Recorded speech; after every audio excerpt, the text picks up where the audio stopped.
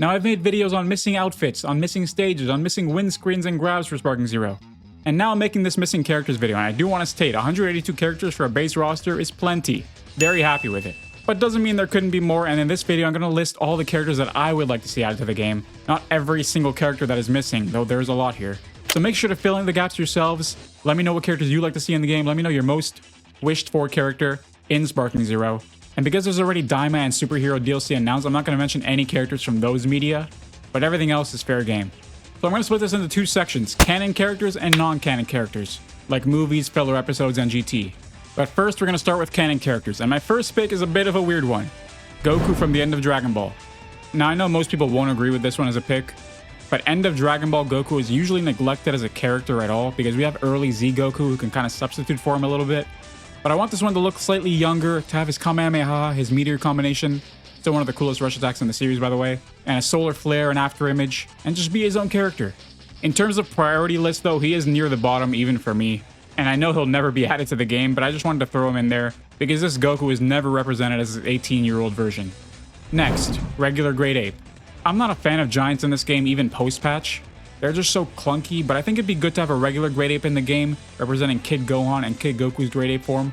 While we're at it, honestly, just give every Saiyan with a tail a Great Ape version like in Budokai Tenkaichi 3. It fits with their lore, they should all be able to transform. Oh yeah, and change it so that in nighttime maps and the moon is out, you can actually transform into a Great Ape without having to throw up an artificial moon. It doesn't make any sense. If the moon is out, just make them transform like normal, like in Budokai Tenkaichi 3. Supreme Kai is my next pick. And for a character that's thrown a total of like one punch throughout the entire series, he's surprisingly well represented in Dragon Ball games over the years. Except in this one where he's missing. And I just always liked his unique attacks, though considering Dragon Ball Daima is DLC and he's a part of that, he may be included in that. But I want both his adult form and Kibito Kai, who if I remember correctly threw no attacks in the series. But he was in BT3 and I found him fun to use from time to time. Next, we're going back to the OG days. Demon King Piccolo. So disappointed they left Dragon Ball out of the base roster. Likely because they decided to skip the story mode for it. They didn't bother creating characters from OG Dragon Ball, aside from Kid Goku to appease us a little bit I guess. But still very disappointing. And if I could pick just one character from Dragon Ball to add, and I will pick more, but Demon King Piccolo would have to be number one. Simply because I need a canon way to use Kid Goku's ultimate attack, I just need it. Not only that, but I do really like him as a character. I like how tall he is, I like his Demon Wave Blast. And he's the first character in the series to do a Mouth Blast, I believe. The first real demonic, evil villain with the goal of world domination on his agenda. Though my next pick wasn't exactly a ray of sunshine either. Tao Pai Pai. The world's greatest assassin was the actual first cool villain in Dragon Ball for me. And he had something that could match Goku's Kamehameha beam, the Dodonpa. His demeanor is dope, his style is interesting, and we just need more Dragon Ball only representation in this game. And then his cyborg variant would be a cool addition just for kicks. Next, I picked Devilman. Speaking of Dragon Ball only representation, I only want this man in the game for his Devil Might beam. And if he's added, it better be like it was in Budokai Tenkaichi 3, where the more evil the opponent, the more damage it does to them. I always thought that was really cool. Next is Chi-Chi. Though unlike Budokai Tenkaichi 3, not Kid Chi-Chi, but adult Chi-Chi. You know, the only one we actually saw fight in the series. Plus, this is the one that married Goku at the World Tournament. And we could have some nice dialogue with the end of Dragon Ball Goku that could also be added. Next is Grandpa Gohan. Now this guy actually threw more punches in the series than the Supreme Kai, even though he's been dead the entire time. And I just always loved his voice, his character. He brought up our number one hero. Show this man some respect, and put him in the game. Add an option to take his mask off too. Next is King Vegeta. You know what I really liked about this guy in Budokai Tenkaichi 3? He had one of the weirdest intros in the game. Like, what does this even mean? Is that a threat in Japanese culture? I don't know. But it always captivated me, and if they add him to this game and he doesn't have that, it would make me very sad. Also, his interactions with Vegeta, Frieza, and Beerus would be really cool. Now I'm going to cover some characters from Budokai Tenkaichi 3 that are canon that I don't really care to be added to the game, but I'll give them a mention. Tambourine, King Piccolo's henchman. Don't really care, never really interested me honestly. Pilaf Machine, I really don't care. In fact, don't add it, I never liked Emperor Pilaf. General Blue. He's honestly the closest to being on my list of wanted additional characters, because he has some nice moments in the show, but he doesn't quite make the cut for me. Nam is also an interesting addition, but I'll be honest, he's near bottom of the pile for me, not somebody I would ever really choose to run. Android 8 had a total of one punch in the entire series, so I don't really mind if he's left out, and plus I'm not that big a fan of him. And then Arale is a crossover character with Toriyama's other manga, so I just don't even know if they'd ever do that again. But hey, the more the merrier. If they added all these characters, I wouldn't complain. Except Emperor Pilaf, I guess. And lastly, out of the canon characters that I would add to the game, Kato Pestra. I don't know if I said that right. But in the Tournament of Power, there are a bunch of characters that are introduced. And the ones that I care to be in the game already are. But if I had to choose one character to add from the dozens in the Tournament of Power that isn't in the game already, it would be the badass policeman Kato Pestra. I just think his transformations would be so unique, and they could attach different attacks to each one, and actually make him faster in his speed mode and hit harder in his raging battle mode, and be fast and strong in his ultimate mode.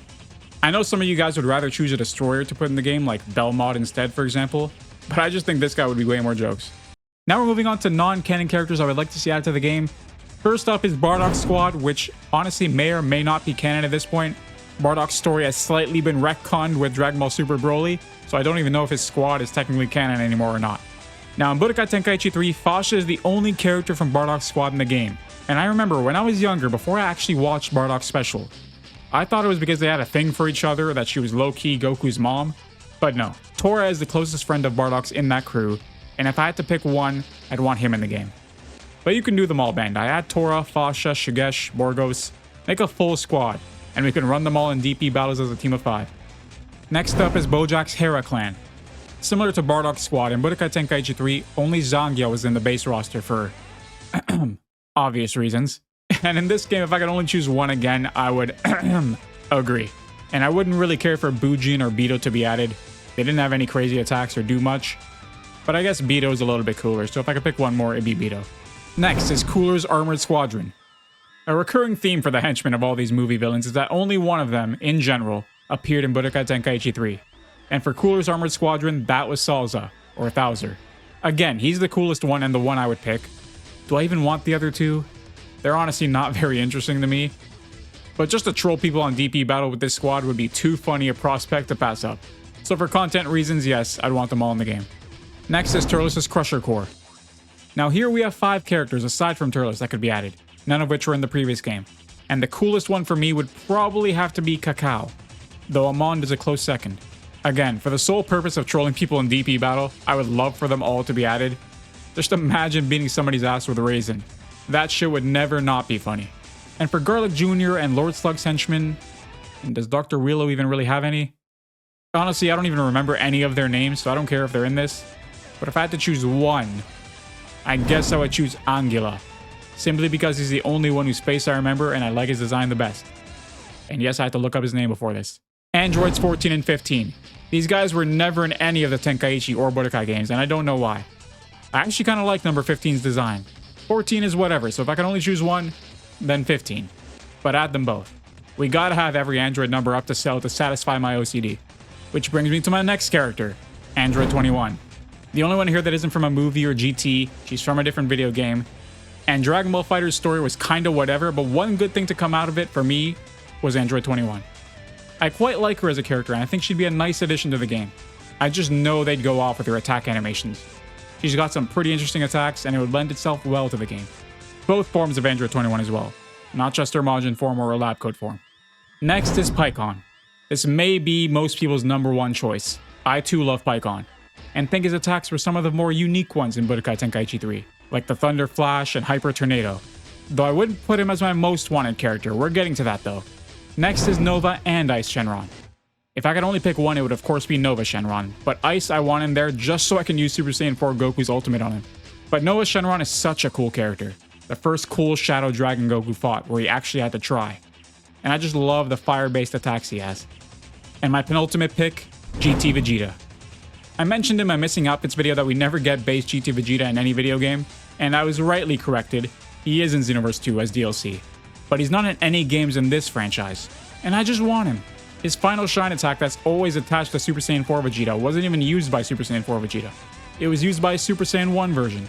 So GT base form Vegeta with a Super Saiyan transformation is one of my most wanted characters in the game. But my actual most wanted character in the game is Super 17. The one omission that is actually kind of baffling because the other two main GT villains are in the game. So why'd they skip the middle child? Regardless, the story may not be great, but I love Super 17's design, his ability to absorb, his death ball type of attack, his machine gun-like hand attack, And I absolutely loved his grab in Budokai Tenkaichi 3. It just felt like you were really beating your opponent's ass when you used it. He is almost certainly going to be added at some point because Bandai know we've been asking for him since the full roster was revealed, and we all went, oh my god, that's amazing. Oh wait, where's Super 17? Anyways, that's the video, y'all. Most of the missing characters in Dragon Ball Sparking Zero that I would like to be added, that's not every single character that is missing from the franchise that ever threw a punch. But it's all the ones that I would care to be added. Let me know your picks down below, anybody I missed. With that being said, I love you guys. If you made it to the end, you know what to do. Like, subscribe, take it easy, and peace.